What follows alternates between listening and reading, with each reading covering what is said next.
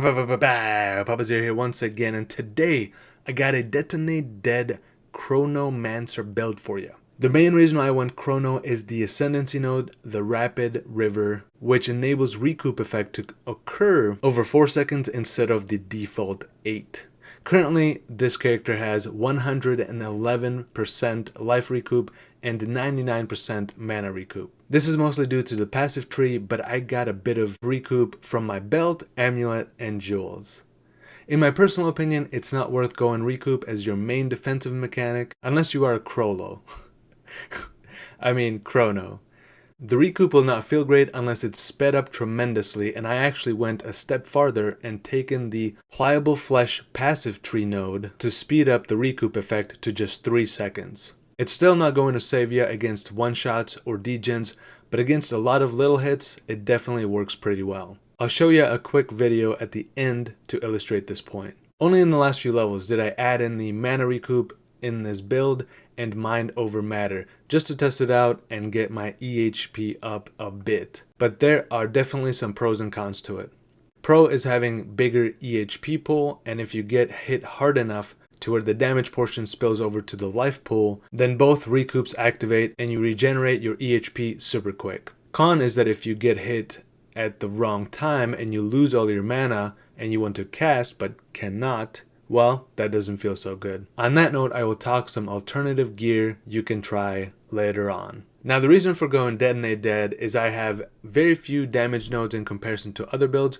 At least that's what it feels like after spending 15 passive points just on recoup. However, luckily DD is a fantastic spell that does great amount of damage on a very little investment in said damage sources.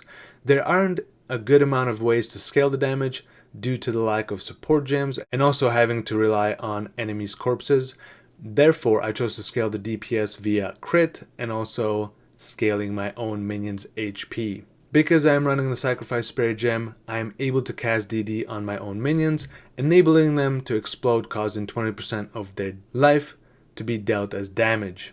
On the passive tree, I pick up Meat Recycling node and the small nodes that precede it. I have the Enazan's Charge Wand and Corpse Conservation Support Gem for a total of 27% chance not to consume a corpse, meaning that I typically can cast it on a corpse or my minion more than just once. I am also using Archmage Spirit Gem to eke out just a bit more damage. If you cannot fit at least 3 skeletal brutes in your setup, then definitely drop the Archmage. It's more important that you have enough scalies to cast your DD on than having a bit more damage but be stuck at a boss for 8 seconds unable to do any damage at all. I achieved my 305 spirit via the following ways: 100 spirit from the campaign quests, 118 spirit from my scepter, 52 from my armor, and 35 from my amulet. If you're also going to go mind over matter, even with a good mana recoup, there is a night and day difference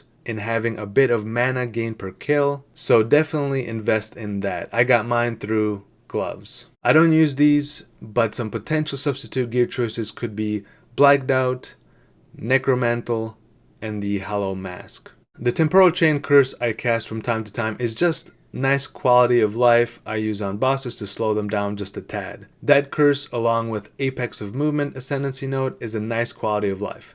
That being said, CBA getting my 3rd Ascendancy point, but you should totally get it. Alright, real quick, so my Detonate Dead is a 5-link, and these are the gem supports. I'm using Spell Echo, Corpse Conversation, Arcane Tempo, Ambush, Magnified Field. Those are my mapping choices. Considered Casting, Inevitable Critical, and Concentrated Effect are substituted for those last 3 for bossing. Skeletal Brutes, I have the Physical Mastery, the Minion Mastery, the Meat Shields to get more out of the Brutes. For my gear choices, I have the Wand, Ring with cast speed, Minion levels, Helm, the chest that you saw already, the amulet that you saw already. On my gear, I want to focus on just resistances, life, mana. The life gain on it is pretty nice, but nothing super special. The flask is an instant flask, which is nice, and the mana flask has the 25% of recovery is applied instantly, which is nice. Here's the passive tree, just a quick glance.